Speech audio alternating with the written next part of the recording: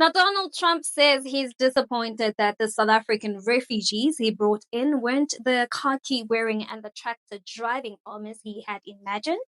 Turns out that they are just ex car guards, SoundCloud rappers, and one guy even thought that agriculture meant a festival.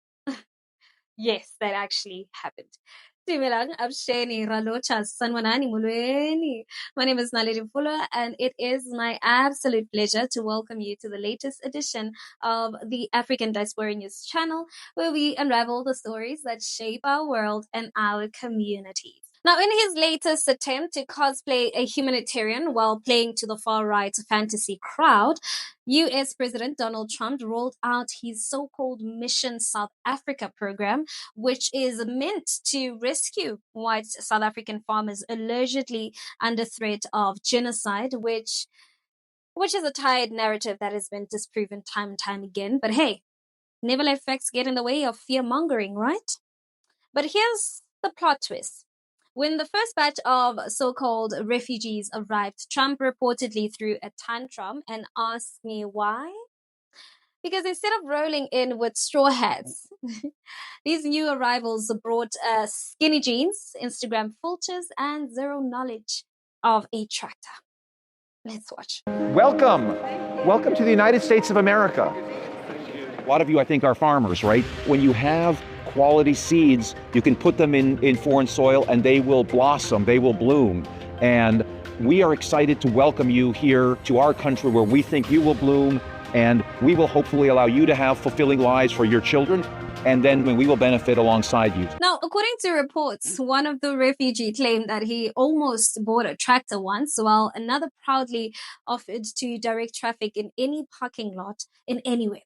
Now, one even confused irrigation with a TikTok dance challenge.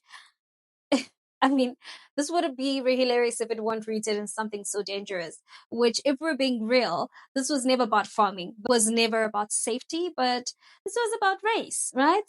Trump and his base weren't looking for displaced people. They were looking for white victims to promote a tired narrative that black-led nations, especially those asserting sovereignty over land and resources, are inherently violent and unstable and unworthy of self-determination. But here's the kicker.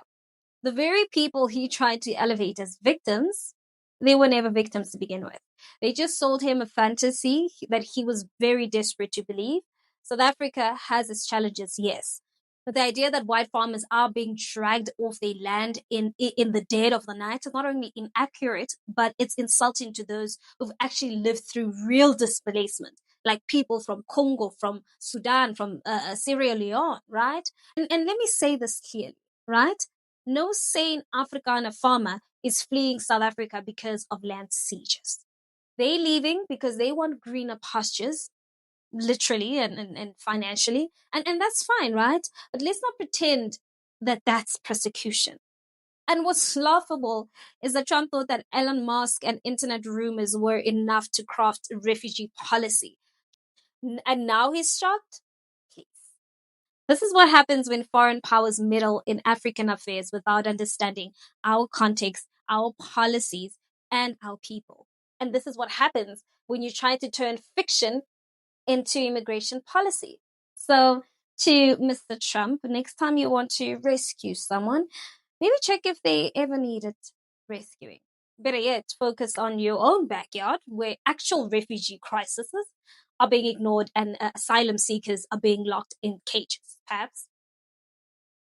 And to my fellow South Africans, especially those abroad, don't let the Western world use our stories to build their illusions. Whether it's white genocide or economic collapse, we've seen how easily the truth can be twisted when it serves someone else's agenda.